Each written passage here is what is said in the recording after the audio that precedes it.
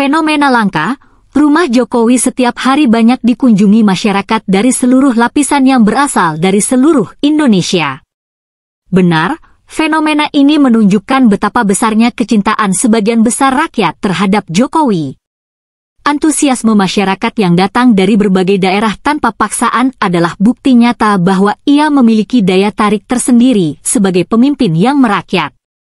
Hal ini jarang terjadi dalam sejarah kepemimpinan Indonesia, di mana seorang pemimpin tetap dicintai bahkan setelah menjabat selama hampir 2 periode. Kedekatan Jokowi dengan rakyat, sikap rendah hati, serta caranya menghadapi kritik dengan tenang membuatnya terus mendapatkan dukungan luas.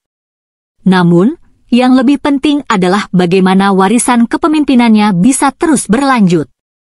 Siapapun pemimpin selanjutnya harus tetap fokus pada kepentingan rakyat, bekerja nyata, dan tidak hanya sibuk dengan politik kekuasaan. Menurut kamu, apa yang membuat Jokowi begitu dicintai oleh banyak orang? Apa-apa saja pencapaian Jokowi selama memimpin Indonesia?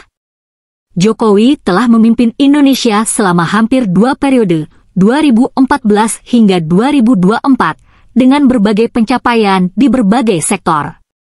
Berikut adalah beberapa pencapaian utama yang menonjol selama kepemimpinannya. 1.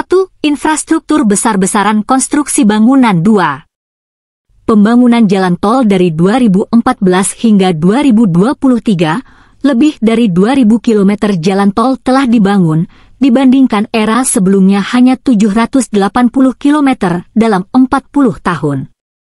Proyek IKN, Ibu Kota Nusantara, pemindahan ibu kota dari Jakarta ke Kalimantan untuk pemerataan pembangunan.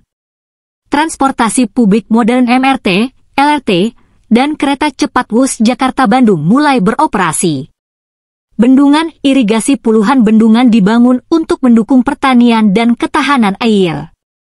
Pelabuhan, bandara baru dibangun dan diperbaiki untuk mendukung ekonomi dan distribusi logistik. 2. Ekonomi investasi.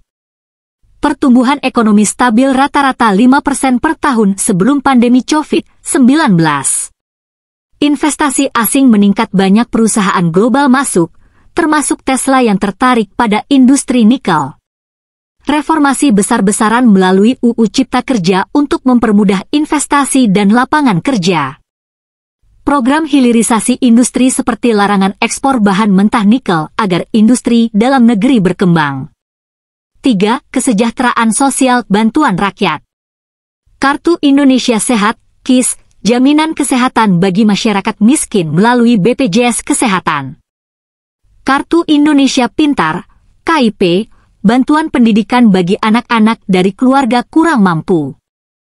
Program Kartu Prakerja untuk membantu pencari kerja mendapatkan pelatihan dan insentif. Bantuan sosial selama pandemi seperti bansos tunai, bantuan UMKM, dan subsidi gaji. 4. Ketahanan pangan, energi. Swasembada beras hampir tercapai, Indonesia berhasil ekspor beras ke beberapa negara.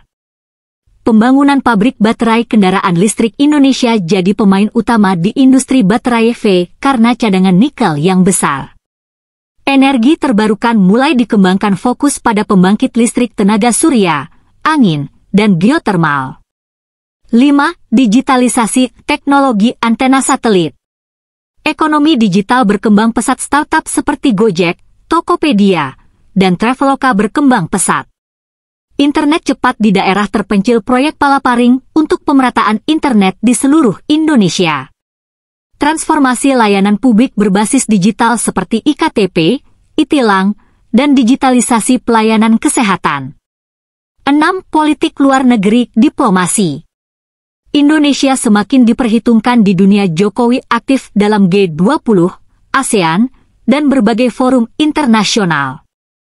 Peningkatan kerjasama ekonomi dengan Cina, Jepang, dan AS untuk investasi dan pembangunan industri. Dukungan terhadap Palestina, diplomasi aktif di Timur Tengah menunjukkan peran Indonesia di dunia Islam.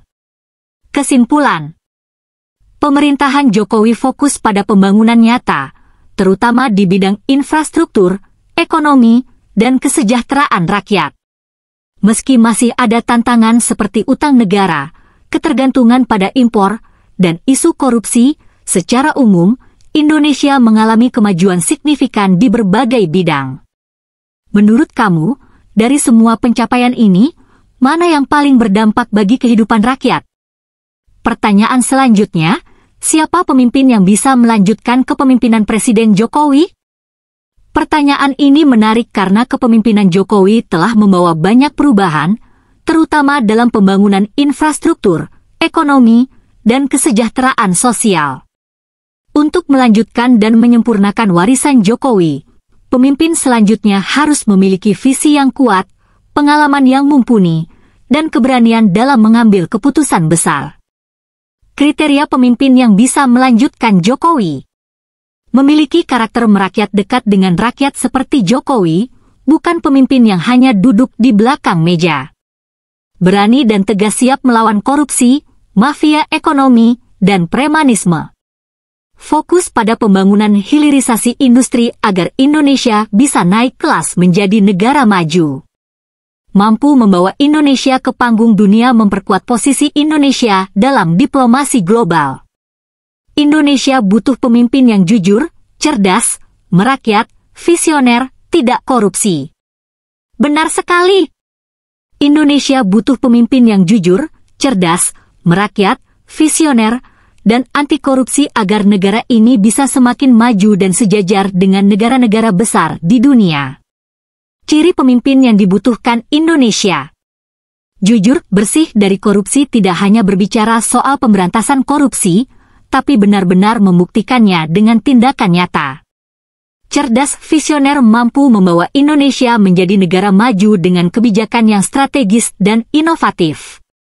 Dekat dengan rakyat, tidak hanya duduk di kantor, tetapi turun langsung melihat permasalahan di lapangan.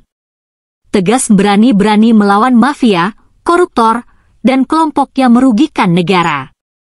Fokus pada ekonomi, lapangan kerja, memajukan industri dalam negeri, mendukung UMKM, dan membuka lebih banyak pekerjaan.